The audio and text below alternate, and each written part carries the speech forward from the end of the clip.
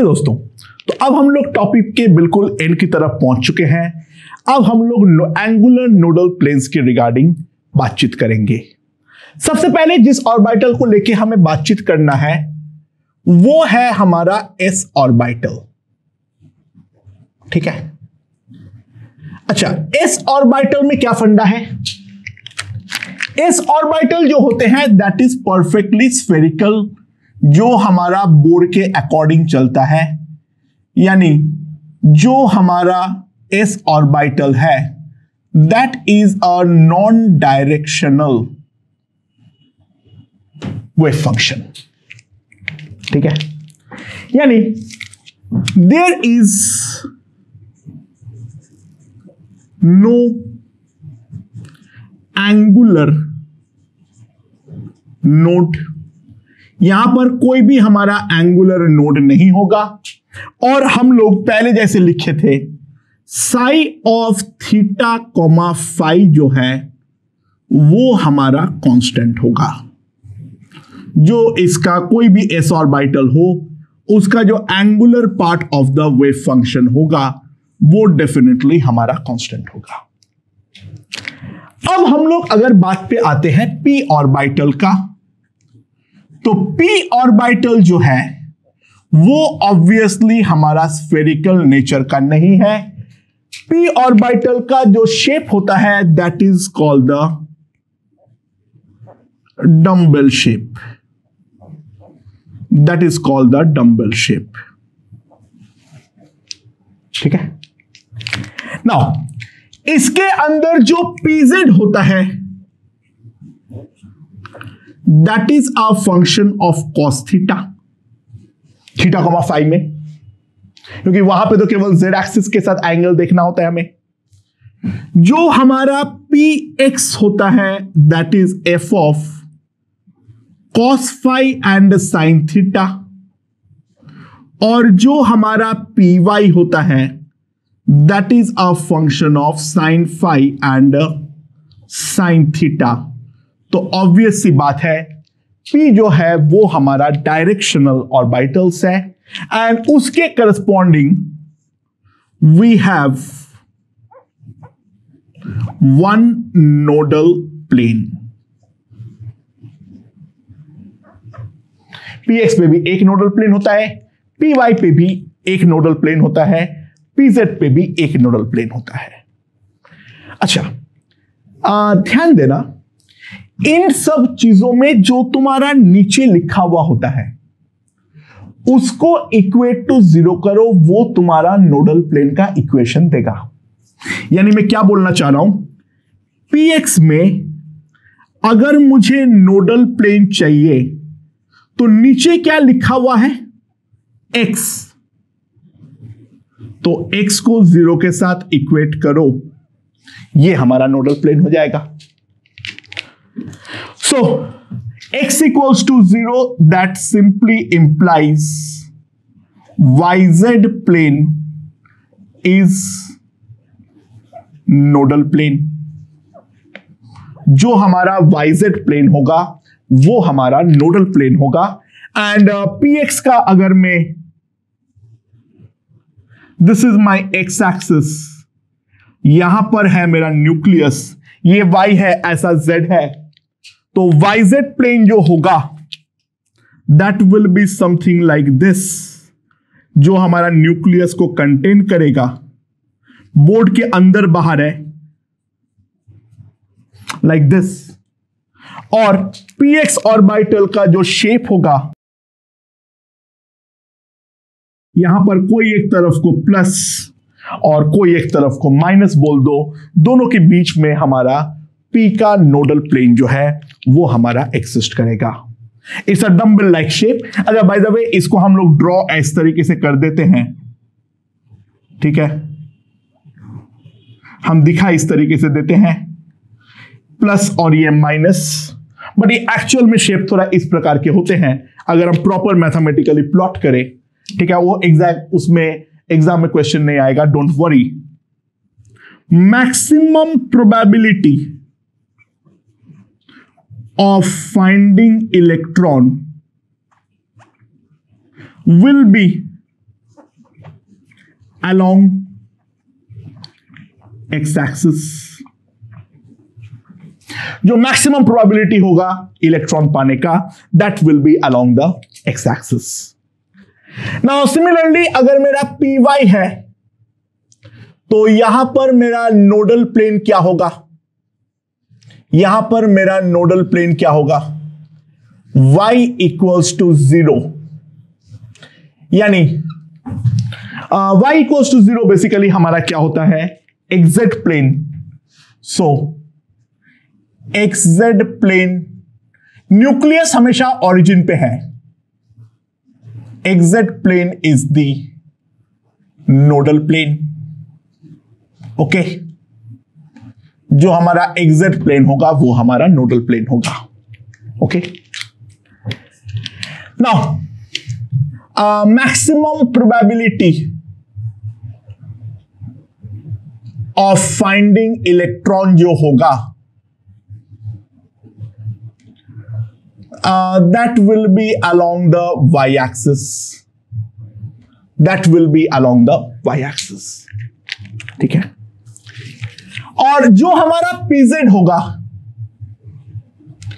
pz के लिए हमारा नोडल प्लेन क्या होगा? z equals to 0। pz के लिए जो हमारा नोडल प्लेन होगा that will be z equals to 0, यानी XY plane is the nodal plane. जो हमारा XY प्लेन होगा वो हमारा नोडल प्लेन होगा, और maximum probability of finding electron जो होगा that will be along the z axis।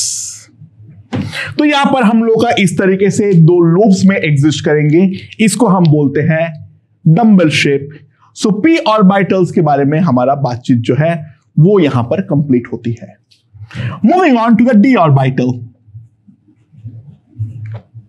Right.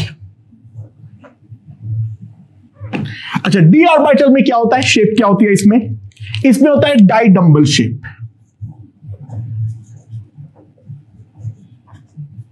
Die dumbbell shape, यानी यहां पर जो हमारा इलेक्ट्रॉन होगा वो हमारा 4 लोब्स में एग्जिस्ट करेगा। हर किसी में यहां पर भी हमारा 2 नोडल प्लेन्स होगा। प्लेन्स में थोड़ी सी प्रॉब्लम है, देखेंगे, ठीक है। तो 4 d ऑर्बिटल क्या क्या होता है? सबसे पहले है dxy। नोडल प्लेन निकालने के लिए मैंने क्या बोला हूं, क्या करना है? xy इक्वल्स टू 0, तो x इक्वल्स टू 0 या फिर y equals to 0। x equals to 0 मतलब क्या है? x इक्वल्स टू 0 मतलब क्या है? हमारा YZ प्लेन, और y इक्वल्स टू 0 मतलब क्या है? हमारा XZ प्लेन। तो ये दोनों जो है YZ प्लेन और XZ plane both are nodal planes. ये दोनों के दोनों जो है हमारा यहां का नोडल प्लेन्स है, ठीक है, YZ प्लेन और XZ प्लेन। तो अगर मैं यहां पर dxy को अब प्लॉट करूं, ये है हमारा x, ये है हमारा y, तो dxy में क्या होगा? ये हमारा नोडल प्लेन है, XZ ऐसा और YZ ऐसा, ये दोनों हमारा नोडल प्लेन्स है। तो इस तरीके से यहां पर ये 4 लोब के फॉर्म में एग्जिस्ट करेगा, something like this. Alternate plus minus कहीं पर भी चढ़ा दो, वो तुम्हारी मर्जी है।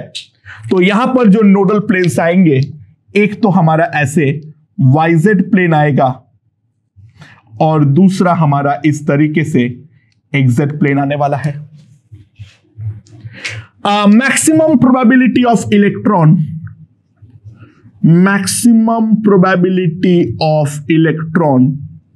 is along the angle bisectors. जो इनका एंगल बाइसेक्टर्स होगा उनके अलोंग हमारा मैक्सिमम इलेक्ट्रॉन डेंसिटी मिलेगा। तो अगर हम ध्यान दें बाइसिमेट्री, ये हमारे एंगल बाइसेक्टर्स होंगे और एंगल बाइसेक्टर्स के जो इक्वेशन होगा वो होगा x equals to Y and x equals to minus Y, इन दोनों प्लेन के अलोंग। अच्छा 2D में लाइन दिख रहा है बट 3D में प्लेन है, यानी इन दोनों लाइन को प्लेन के अंदर बाहर सोच लो, यानी ऐसा और ऐसा, इन दोनों प्लेन के अलोंग हमारा मैक्सिमम इलेक्ट्रॉन डेंसिटी जो है वो हमें मिलने वाली है। सिमिलरली अगर हम DYZ के बारे में देखें तो DYZ पे अगर हम करें तो नोडल प्लेन्स क्या क्या आएगा, नोडल प्लेन्स क्या क्या आएगा मेरे पास, एक आएगा y इक्वल्स टू 0 और दूसरा आएगा z equals to 0। y equals to 0 मतलब क्या है, xz प्लेन, और z इक्वल्स टू 0 मतलब है xy plane.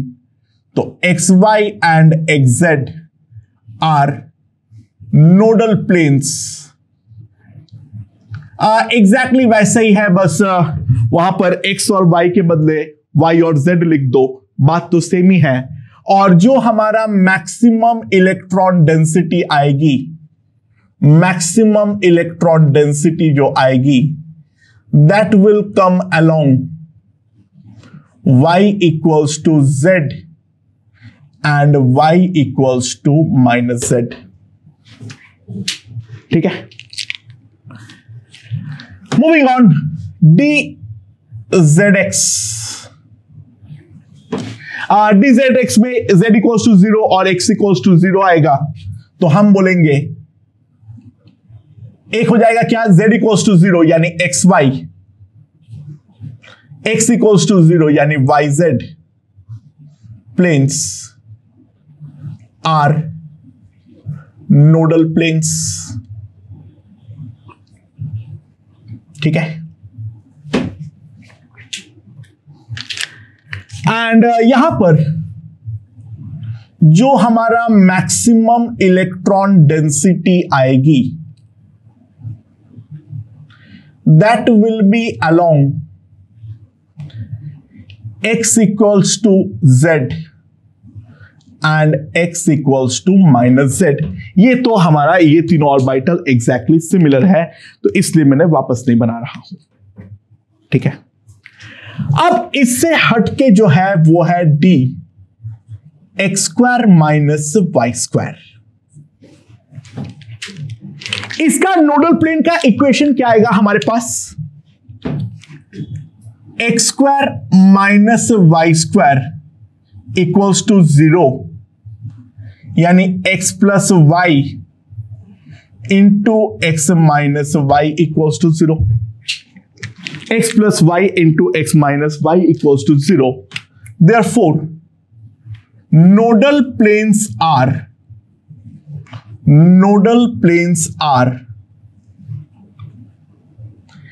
x plus y equals to 0 and x minus y equals to 0. Right? अच्छा, x plus y और x minus y की क्या कहानी है, लेट्स सी।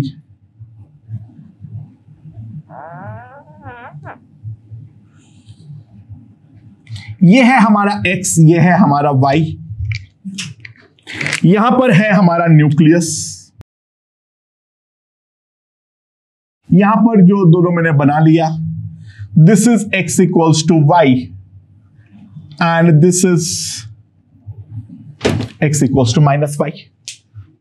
तो ये हमारा नोडल प्लेन है, ये हमारा नोडल प्लेन है, इनके बीच में हमारा ऑर्बिटल एग्जिस्ट करेगा,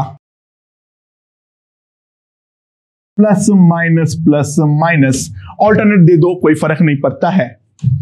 जो हमारा मैक्सिमम इलेक्ट्रॉन डेंसिटी होगी will be along x and y axis. ठीक है, जो मैक्सिमम इलेक्ट्रॉन डेंसिटी होगी यहां पर भी एंगल बाइसेक्टर में होगा and that will be along x and y axis. And last अगर हम देखें तो dz² ऑर्बिटल, तो dz² में क्या होगा? dz² ऑर्बिटल एक्चुअली थोड़ा सा नालायक ऑर्बिटल है. This is formed due to mixing of dy² minus z² and dz² minus x². इन दोनों ऑर्बिटल की मिक्सिंग से एक्चुअली dz² ऑर्बिटल हमारी बनती है. तो dz² का शेप बिल्कुल ही डिफरेंट होता है. dz² का शेप कुछ इस प्रकार का होता है. This is the z axis, this is the nucleus, और वो न्यूक्लियस के ये दोनों होता है हमारा प्लस, और इस पर जो सैटर्न के रिंग की तरह हमारा ये माइनस वाला ऑर्बिटल जो है वो हमारा एग्जिस्ट करता है. ठीक है, इस वाले पे ध्यान देना है. There is no nodal plane. Nodal plane does not exist. लेकिन सर आप लोग तो एजिमुथल क्वांटम नंबर तो 2 ही बोलोगे. हाँ, क्योंकि एजिमुथल क्वांटम नंबर का 2 होने का मतलब ये कहीं पर मैं बोला ही नहीं हूं जो नोडल प्लेन हमें मिलेगा ही मिलेगा. हम तो ये बोले हैं जो 2 डायरेक्शंस मिलेंगे, 2 सरफेस मिलेंगे, वो सरफेस प्लेन होगा या नहीं होगा दैट आई डोंट नो. तो dz² में भी 2 डायरेक्शन तो होते हैं. Those two are like the inverted cones. एक ऊपर और एक नीचे, यानी कोन के अंदर दोनों प्लस वाले होते हैं और चारों तरफ सैटर्न के रिंग की तरह माइनस होता है. So here we have 2 conical nodal surfaces. So d orbital के बारे में जो भी चर्चाएं हैं वो हम लोग यहां पर कर चुके हैं. ओके दोस्तों, तो हम लोग का f ऑर्बिटल एज सच देखने याद रखने की तो कोई जरूरत नहीं पड़ती है. ठीक है, लेकिन फिर भी थोड़े बहुत चीजें देखते हैं. जो हमारा f ऑर्बिटल है वो हमारा ट्राइडम्बल शेप का होता है. वो हमारा ट्राइडम्बल शेप का होता है, यानी उस पर हमारा 3 लोब्स होते हैं. जैसे 3 लोब मतलब 6 लोब्स होते हैं बेसिकली. देखो, हमें याद रखने की जरूरत नहीं है, लेकिन दे देने पर हमें ड्रॉ करना आना चाहिए. तो मान लो हमारे पास है f(y³ minus 3yx². Plot it. ये एक जेन्युइन f ऑर्बिटल है. Let's try to plot it. ठीक है, अच्छा, तो नोडल प्लेन्स के लिए मैं क्या करूंगा? यहां पर नोडल प्लेन्स के लिए हम क्या करेंगे? y³ minus 3yx² that is equals to 0. y into y² minus 3x² equals to 0.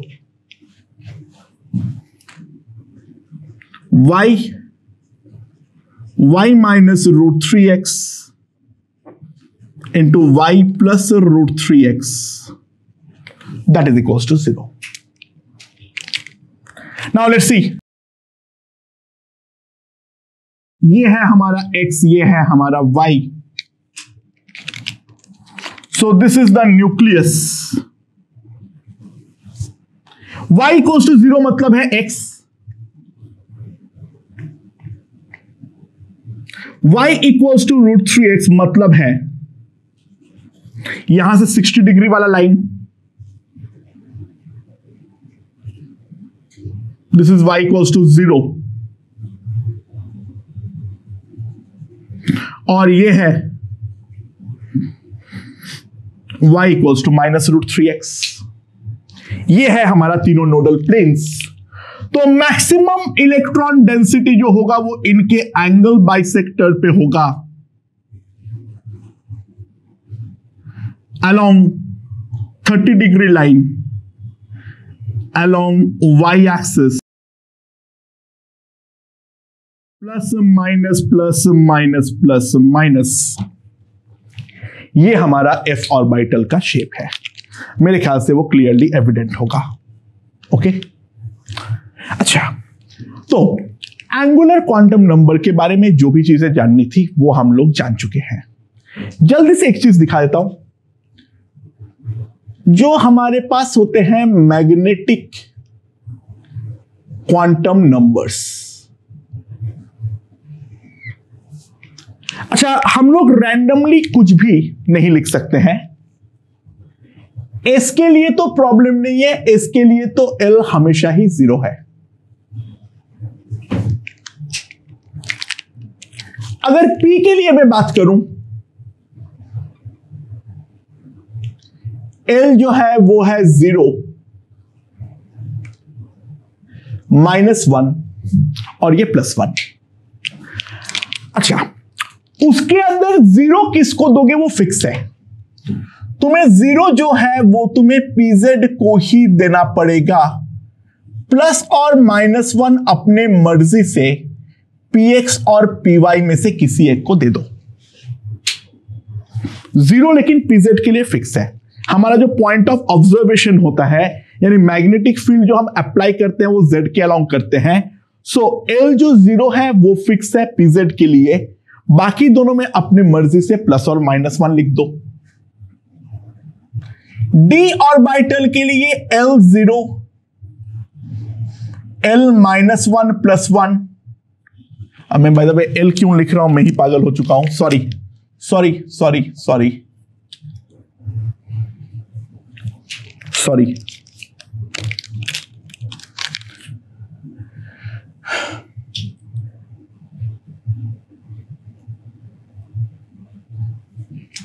ठीक है, m जो है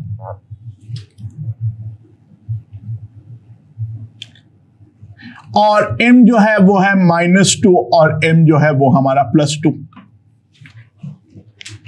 तो इसके अंदर भी फिक्स है, जो 0 है that must go to dz², जो -1 है वो dyz और dzx में किसी एक को दे दो, दूसरे वाले को ऑटोमेटिकली +1 मिलेगा, और -2 और +2 के लिए ऑटोमेटिकली dxy और dx² - y² होगा।